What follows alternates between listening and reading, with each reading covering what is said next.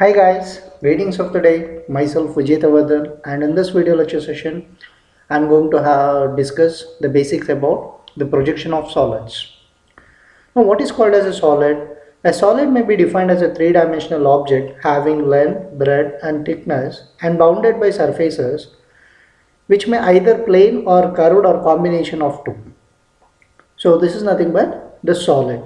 And which are the different types of solids we have? We have a prisms, pyramids, polyhedron, solids of revolutions, etc. Now these are called as the regular solids. Now in the regular solids, according to the syllabus, we have a prism. And how does this prism is going to be formed? A prism is a solid formed by joining two equal regular polygons placed parallel to each other and joined by a rectangular surfaces. And some of the prisms are as shown in below, and these are the different 5 prisms which are there. The first prism is called as triangular prism, and the second prism is called as square prism. The third prism is called as the rectangular prism. Fourth one is called as pentagonal prism, and the fifth one is called as hexagonal prism.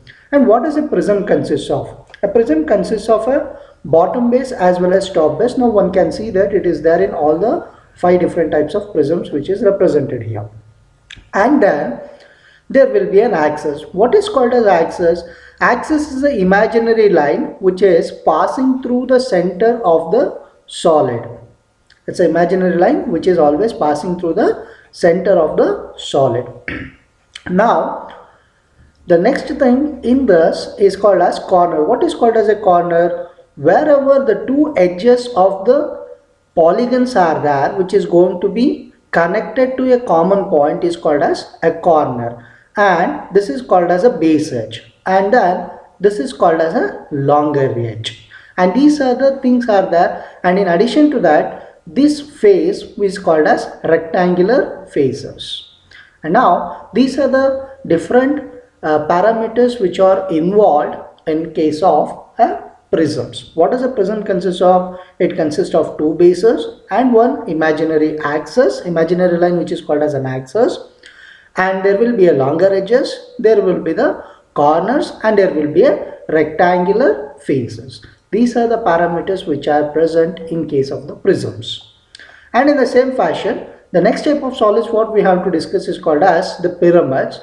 It is a solid formed by joining the triangular faces from only one polygon to that of the apex or vertex as shown below. Here in case of a prism, at the top also we find a base, but in case of pyramids we don't find a base. Instead of a base we will be having the axes. Now in this axis the top end is going to be connected by the respective corners of the polygon, and which is going to be formed as a triangular surfaces. Now the rectangular faces is converted as triangular faces, and the longer edges is going to be converted as slant edges, and instead of a top base we will be having a apex or a vertex.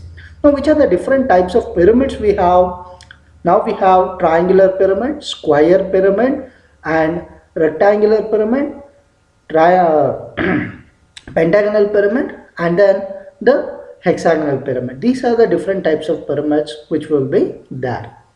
Now the next type of solids we have to discuss is called as polyhedrons. What is called as a polyhedron? A polyhedron is a solid bounded by only a plane surfaces called faces. A polyhedron is called as a regular solid if its faces are formed by regular polygons of same size as shown in the figure below. And solids of revolution like cylinder and cone is shown here. Now the figure number 1 is called as the tetrahedron. How this tetrahedron is going to be formed? By joining 4 equilateral triangular faces. And what is hexahedron or a cube? Formed by 6 square faces which is represented in this figure.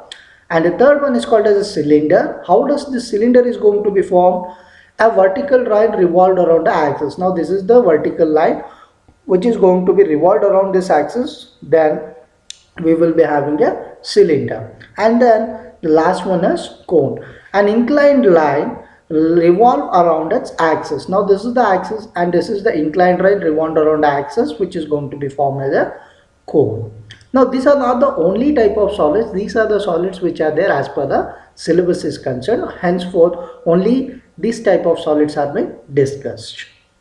And one should make sure that from the syllabus point of view, we are supposed to discuss only the solid resting on HP with one of its bases only. That is nothing but the axis will be always perpendicular to HP. With respect to that only, we are going to discuss the entire syllabus.